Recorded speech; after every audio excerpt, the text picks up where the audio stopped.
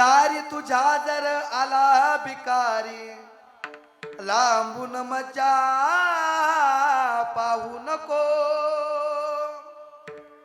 दारी तुझ्या जर आला भिकारी, लांबून मजा पाहू नको.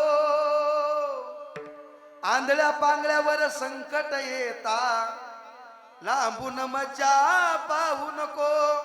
होत असल तर दान तुझ्याने, भुकेल्याची तू भूक जाणून घे. मानसा